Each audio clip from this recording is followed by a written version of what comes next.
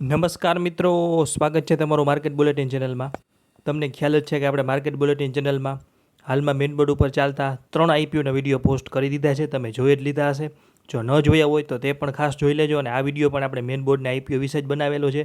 તમને અમે સૌથી ઝડપી માહિતી આપી છે, પણ આપણી ગુજરાતી ભાષામાં. ગઈકાલે આપણે શાંતિ ગોલ્ડનો આઈપીઓનો વિડીયો પોસ્ટ કર્યો ત્યારે એની પ્રાઇસ બેન્ડ પણ જાહેર થઈ નહોતી, પણ આપણે તમને પ્રાઇસ બેન્ડ અને લોટ સાઇઝ સહિતની તમામ વિગતવાર માહિતી આપી દીધી છે, એ પણ આપણી ગુજરાતી ભાષામાં. તો તમારી ફરજ સમજીને ચેનલને સબસ્ક્રાઇબ કરજો અને આપણા મિત્રો સાથે પણ શેર કરજો, જેથી તમામ મિત્રોને ગુજરાતી ભાષામાં એકદમ સરળ માહિતી મળી રહે.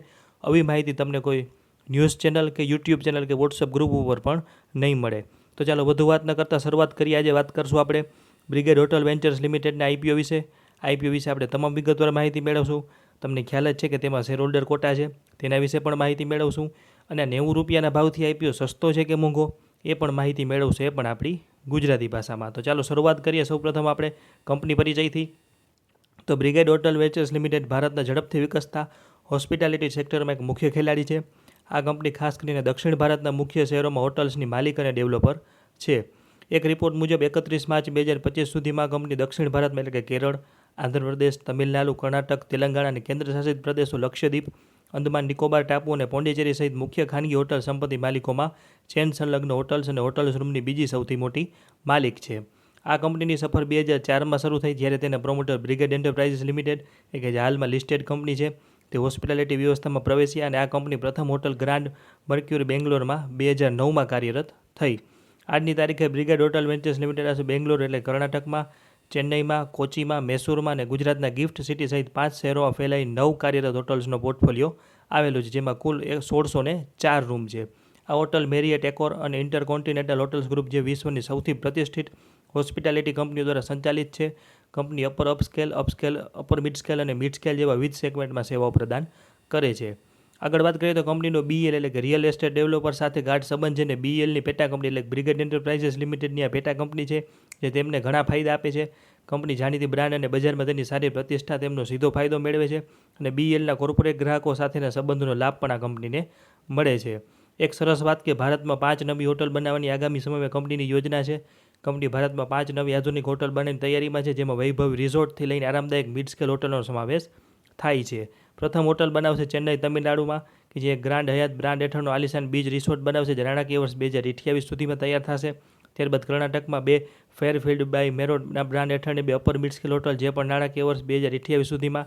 ત્યારબાદ તેલંગાણામાં એક લક્ઝરી હોટલ અને કેરળમાં આ કંપનીના સહયોગથી 14.70 એકરમાં એક ભવ્ય બ્રાન્ડ હેઠળનો વેલનેસ રિસોર્ટ, જે નાણાકીય વર્ષ 2029 સુધીમાં તૈયાર થઈ જશે. કંપની ભારતના પ્રવાસન અને આતિથ્ય ક્ષેત્રમાં યોગદાન આપવા માટે ઉત્સાહિત છે. વાત કરીએ કંપનીના પરિચયની આગળ, તો હોટલ ઓપરેટરો સાથેનો કરારો અને તેની અગત્યતા. એટલે કે કંપનીએ વૈશ્વિક કે જે ગ્લોબલ લેવલે સારા હોટલના ઓપરેટરો છે, તેમની સાથે કરાર કરેલા છે. વાત કરીએ તો કંપની હોટલોનું સંચાલન અને માર્કેટિંગ કરવા માટે કંપની મેરિયટ અને એકોર અને ઇન્ટરકોન્ટિનેન્ટલ હોટલ્સ ગ્રુપ જેવી મોટી આંતરરાષ્ટ્રીય કંપનીઓ સાથે કરાર કરેલા છે.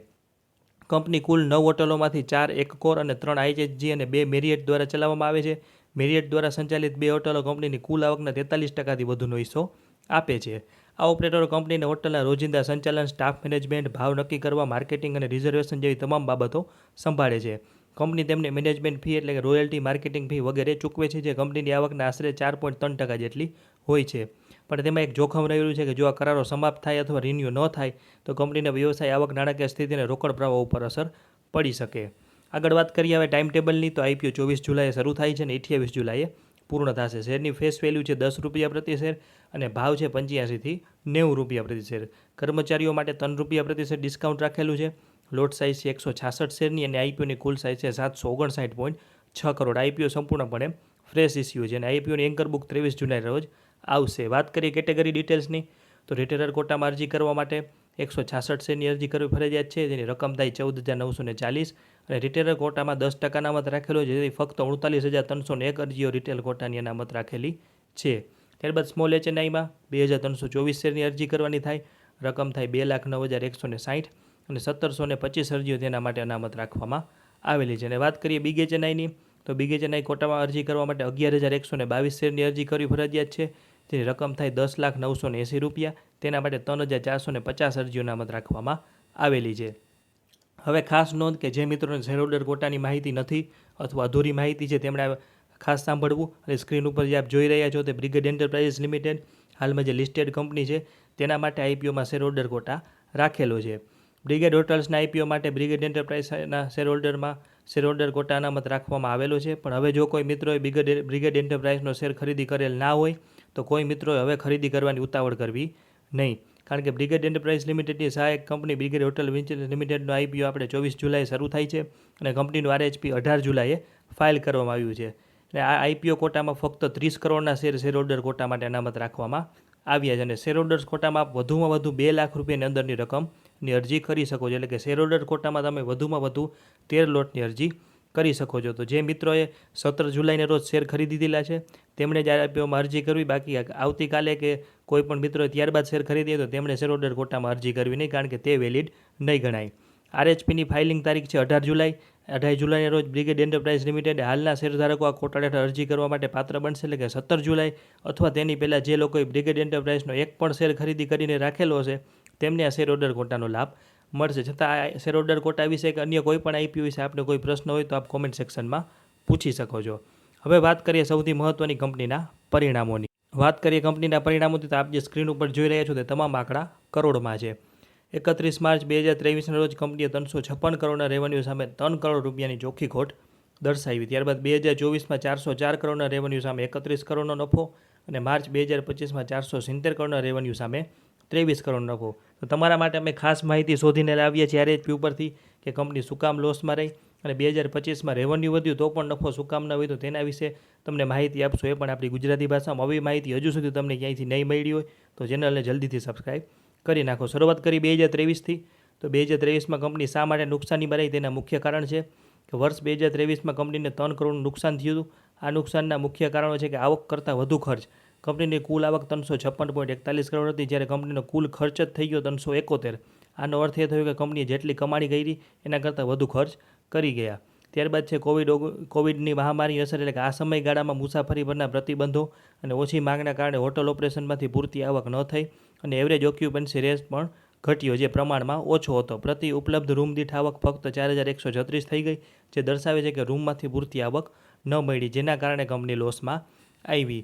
ત્યારબાદ આપણે ખાસ જોયું હશે કે 2024માં કંપનીને નફામાં કેવી રીતે આવી, કારણ કે 2023માં 3 કરોડનો લોસ હતો. ત્યારબાદ 31 માર્ચ 2024માં ડાયરેક્ટ કંપનીને 31 કરોડનો નફો થયો. તો 2024માં કંપની નફામાં કેવી આવી, તો નાણાકીય વર્ષ 2024માં કંપનીને 31 કરોડનો નફો થયો, જે 2023માં નુકસાનીમાંથી સારો સુધારો દર્શાવે છે. તેનું મુખ્ય કારણ છે કે આવકમાં મોટો ઉછાળો. કંપનીની કુલ આવક 13% આસપાસથી વધીને ડાયરેક્ટ 404 કરોડ થઈ. આનું મુખ્ય કારણ હતું કે હોટલ ઓપરેશન્સમાંથી આવકમાં 14.70% વધારો થયો અને 401 કરોડ ઉપર પહોંચી. ત્યારબાદ છે કે કોવિડ પછીની મુસાફરી માંગ વધવાના કારણે એવરેજ રૂમ રેટ અને ઓક્યુપન્સી રેટમાં પણ સુધારો જોવા મળ્યો અને ખર્ચ ઉપર કંપનીએ અસરકારક નિયંત્રણ લાવ્યા. ખાસ કરીને પ્રોપર્ટી ટેક્સમાં મોટા ઘટાડાના કારણે અન્ય ખર્ચામાં 7.5% ઘટાડો થયો. આમ આવકમાં મજબૂત વૃદ્ધિ અને ખર્ચાઓ પરના નિયંત્રણના કારણે કંપની નાણાકીય વર્ષ 2024માં સફળતાપૂર્વક પ્રોફિટેબલ બની. હવે વાત કરીએ 2025ની. તો નાણાકીય વર્ષ 2025માં આવકમાં સારો વધારો થયો હોવા છતાં કંપનીના કુલ ખર્ચમાં, ખાસ કરીને અન્ય ખર્ચ અને સૌથી અગત્યનું કે કર ખર્ચમાં થયેલા મોટા વધારાના કારણે કંપનીનું પ્રોફિટ ઓછું થયું. જે આપ સ્ક્રીન ઉપર જોઈ રહ્યા છો તે આરએચપીમાંથી લીધેલો સ્ક્રીનશોટ છે. કર ખર્ચમાં આટલો મોટો વધારો શા માટે આવ્યો, એટલે કે આપ જે સ્ક્રીન ઉપર જોઈ રહ્યો છો તેમાં ડિફર્ડ ટેક્સ કરીને જે આપણે પીળા કલરથી લાઇન કરેલી છે તેમાં મોટો વધારો આવ્યો, જેના કારણે કંપનીનું પ્રોફિટ ઘટ્યું. 2024માં કર ખર્ચ 0.94 કરોડ એટલે કે 94 લાખથી વધીને 2025માં ડાયરેક્ટ 20.85 કરોડ એટલે કે 20 ગણાથી પણ વધારે થયો. આવું થવાના મુખ્ય 2 કારણો છે કે કંપનીએ સારો નફો કર્યો. સૌથી મોટું એ કારણ છે કે 2025માં કંપનીનો કર ભરાતા પહેલાંનો નફો 32 કરોડમાંથી વધીને 44 કરોડ થયો. જ્યારે કંપની વધુ નફો કમાય છે ત્યારે સરકાર તેના ઉપર વધુ કર વસૂલવાના હોય છે. જેમ કે વધુ કમાય એટલે વધુ ટેક્સ ભરવો પડે છે. આ એના જેવું જ છે. હિસાબી ગોઠવણ માટે તેને ડેફર્ડ ટેક્સ કહેવામાં આવે છે. આ થોડું ટેકનિકલ છે, પણ સરળ ભાષામાં તેને સમજીએ તો કેટલીક વાર કંપનીઓ સરકારી નિયમો મુજબ આજે જે નફો બતાવે છે તેના પરનો ટેક્સ ભવિષ્યમાં ભરે છે. પણ 2024માં કદાચ એવું હતું કે કંપનીને ભવિષ્યમાં ઓછો ટેક્સ ભરશે, તેથી કર ઓછો દેખાતો હતો. પરંતુ 2025માં જ્યારે કંપનીનો નફો ખરેખર ખૂબ વધી ગયો ત્યારે ડેફર્ડ ટેક્સ હિસાબમાં મોટો ચાર્જ ઉમેરાયો, જેનાથી એક જ વર્ષમાં દેખાતો કુલ ખર્ચ ખૂબ વધી ગયો. આવું કારણ હજુ સુધી તમને કોઈ પણ યુટ્યુબ ચેનલ ઉપરથી જાણવા નહીં મળેલું હોય, જે આપણે આરએચપીમાંથી તમારા માટે ગોતેલું છે. હવે વાત કરીએ આપણે ટૂંકી સરખામણી એટલે કે લિસ્ટેડ પિયર સાથેની કંપનીની સરખામણીની. આપ જે સ્ક્રીન ઉપર જોઈ રહ્યા છો તે તમામ કંપનીની હરીફ કંપનીઓ લિસ્ટેડ છે, જેમાં પ્રથમ છે ધ ઇન્ડિયન હોટલ્સ, ત્યારબાદ છે EIH limited, Chalet hotels, Juniper hotels, Lemon Tree hotels, Samhi hotels, APJ Surendra park hotels, Ventive hospitality, ITC hotels અને હાલમાં જ લિસ્ટ થયેલ લીલા હોટલ્સ.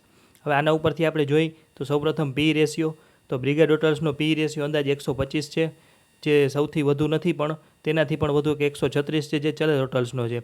ત્યારબાદ વાત કરીએ EV EBITDA તો EV EBITDA બ્રિગેડનો 26 થી 28 આસપાસ આવે છે. તો સરખામણી કરતાં શું આપણે તેનું વિશ્લેષણ કર્યું છે, તો બંને મુખ્ય મૂલ્યાંકન એટલે કે PE અને EV EBITDA સૂચવે છે કંપનીનું IPOનું મૂલ્યાંકન મોટાભાગની સૂચિબદ્ધ હરીફોની સરખામણીમાં મોંઘું છે. આ સૂચવે છે કે રોકાણકારો કંપનીમાં મજબૂત વૃદ્ધિની સંભાવનાઓ અથવા અન્ય ગુણાત્મક ફાયદાઓ માટે પ્રીમિયમ ચૂકવવા તૈયાર છે. જોકે સૌથી મોંઘી લિસ્ટેડ કંપનીઓ ચલેદ હોટલ્સ અને લીલા હોટલ કરતાં IPO સસ્તો છે. IPO પછી 468 કરોડનું દેવું ઘટવાથી કંપનીનું વેલ્યુએશન નોંધપાત્ર રીતે આકર્ષક બને છે. PE રેશિયો હજુ પણ થોડોક 125 વધુ છે, પણ હરીફો કરતાં ઊંચો હોવા છતાં દેવું ઘટવાથી આગળ કંપની સારું એવું પરફોર્મન્સ આપી શકે છે. જેથી કંપનીને મોંઘો કહેવો યોગ્ય નથી, પણ થોડો મોંઘો કહી શકાય ને કે દેવાનો બોજ ઘટવાથી કંપની આગળ જતાં વધુ મજબૂત બનશે. હવે આપણે આગળ વાત કરીએ કંપનીના IPO લાવવાના મુખ્ય કારણોની. તો IPOની કુલ રકમ છે 759.7 કરોડ, જે સંપૂર્ણપણે ફ્રેશ ઇસ્યુ છે. વાત કરીએ મુખ્ય કારણોની તો 468 કરોડ રૂપિયાનો કંપની દ્વારા લેવાયેલી અમુક બાકી દેવાની સંપૂર્ણ કે આંશિક ચૂકવણી માટે, ત્યારબાદ જમીન ખરીદવા માટે 107 કરોડનો ઉપયોગ અને ભવિષ્યની વૃદ્ધિ અને અન્ય હેતુઓ માટે બાકીના પૈસાનો ઉપયોગ કરવામાં આવશે. 468 કરોડ રૂપિયાનો જે ઉપયોગ કરવાનો છે લોન ચૂકવવા, તેમાંથી કંપની પોતાના 413 કરોડ ચૂકવશે અને પોતાની સબસિડિયરી કંપની SRPનો 54.45 કરોડ ચૂકવવામાં આવશે. હવે વાત કરીએ 5 સારી અને 5 નબળી બાબતોની. તો સારી બાબતોથી શરૂઆત કરીએ તો મજબૂત પેરેન્ટ અને બ્રાન્ડ એટલે કે બ્રિગેડ એન્ટરપ્રાઇઝ લિમિટેડની પેટા કંપની હોવાથી તેને મજબૂત સમર્થન મળે છે બ્રાન્ડનું અને આંતરરાષ્ટ્રીય બ્રાન્ડ સાથે ભાગીદારી ધરાવે છે. ત્યારબાદ છે કંપની ઓન એન્ડ આઉટસોર્સિસ મોડલનું પાલન કરે છે, એટલે કે તે સંપત્તિઓની માલિકી જાળવી રાખે છે, જેથી તેનું સંચાલન આંતરરાષ્ટ્રીય સંસ્થાઓને આપે છે. ત્યારબાદ છે કે IPOમાં દેવું ઘટાડવા અને વિસ્તરણની સ્પષ્ટ યોજનાઓ આપેલી છે અને કંપની 2029 સુધીમાં કુલ 5 વધુ નવી હોટલ ઉમેરવાનું આયોજન ધરાવે છે. અને કંપનીનો FY25 માટેનો સરેરાશ ઓક્યુપન્સી રેટ 79% હતો. આ આંકડો ભારતીય હોસ્પિટાલિટી ઉદ્યોગમાં સરેરાશ 60 થી 70% સારા ઓક્યુપન્સી રેટની સરખામણીમાં સારો ગણી શકાય. હવે વાત કરીએ નબળી બાબતોની. તો કંપનીનો આવકનો મોટો હિસ્સો FY25માં 63% જેટલો તેના બેંગ્લોરમાં આવેલ હોટલમાંથી આવે છે. ત્યારબાદ હોસ્પિટાલિટી ઉદ્યોગ એક મૂડી સઘન ધંધો છે, એટલે કે હોટલની માલિકીના મોડલમાં નોંધપાત્ર રોકાણની જરૂર પડે છે. ત્યારબાદ છે નોકરિયાત સ્થળાંતર, એટલે કે FY24માં કંપનીનો કર્મચારી સ્થળાંતર દર 48% હતો, જે પ્રમાણમાં ઊંચો છે કહી શકાય. લિસ્ટેડ કંપની સરખામણીમાં નહીં વધુ કે નહીં ઓછી વેલ્યુએશન, એટલે કે થોડીક મોંઘી તો ન કહી શકાય પણ થોડી એવી મોંઘી વેલ્યુએશન. અને ફ્રેશ ઇસ્યુની રકમમાંથી જે 107 કરોડનો ઉપયોગ થવાનો છે, જે બ્રિગેડ એન્ટરપ્રાઇઝ લિમિટેડ પાસેથી જમીન લેવાના છે, તે જમીનનો જે દસ્તાવેજ થયો નથી અને બિલ્ડિંગમાં હોટલ બાંધકામ 2029ના અંત સુધીમાં પૂરું થવાનો અંદાજ છે. તો આ સમગ્ર વાત કરીએ આપણે બ્રિગેડ હોટલ વેન્ચર્સ લિમિટેડના IPO વિશે. હવે સૌથી મહત્ત્વની વાત કે અરજી કરવી જોઈએ કે નહીં, પણ તેના પહેલાં જો હજુ સુધી તમે ચેનલને સબસ્ક્રાઈબ ન કરી હોય તો જલ્દીથી કરી નાખો. વાત કરીએ અરજી કરવી જોઈએ કે નહીં, તો તમામ સારી અને નબળી બાબતોનો અભ્યાસ કરતાં IPOમાં અમારું એવું મંતવ્ય છે કે IPO સાઇઝ મોટી છે, પણ વર્ષ 2023માં કંપની લોસમાં હોવાથી રિટેલર માટે 10% અનામત છે અને કંપની IPO પહેલાં 90 રૂપિયાના ભાવે જ પ્રી IPO પ્લેસમેન્ટ કર્યું છે. એલોટમેન્ટના ચાન્સ આમાં પણ ઓછા છે, પણ અમે અંગત રીતે 8% થી 10%ના સારાથી મધ્યમ લિસ્ટિંગ નફા માટે IPO અરજી કરીશું અને હોટલ સેક્ટરમાં રોકાણ કરનાર મિત્રો લિસ્ટિંગ બાદ આ સ્ટોક ઉપર નજર રાખી શકે છે. તો આ વાત કરીએ આપણે બ્રિગેડ હોટલ વેન્ચર્સ લિમિટેડના IPO વિશે. ત્યારબાદ તમામ મિત્રો એક ખાસ નોંધ લેવી કે સ્ટોક માર્કેટમાં રોકાણ જોખમને આધીન છે. આ કોઈ ખરીદ વેચાણની સલાહ નથી કે ટ્રેડિંગ ટિપ્સ નથી. આ વિડીયોમાં આપેલી માહિતી RHP ઉપરથી લીધેલી છે અને આ વિડીયો બનાવવા પાછળ અમારો કોઈ અંગત ફાયદો નથી. કોઈ પ્રકારનું રોકાણ કરતાં પહેલાં કે IPOમાં એપ્લાય કરતાં પહેલાં આપણે નાણાકીય સલાહકારની સલાહ લેવી જરૂરી છે. તો આવા તમામ મહત્ત્વના અપડેટ અને આપણે મેન બોર્ડના 3 IPOના વિડીયો પોસ્ટ કરી દીધા છે. વિડીયો તમે ખાસ જોઈ લેજો અને આપણા મિત્રો સાથે પણ શેર કરજો. અને આવા જ મહત્ત્વના અપડેટ એ પણ આપણી ગુજરાતી ભાષા મેળવવા માટે માર્કેટ બુલેટિન ચેનલને લાઇક, શેર અને સબસ્ક્રાઈબ કરજો. આભાર.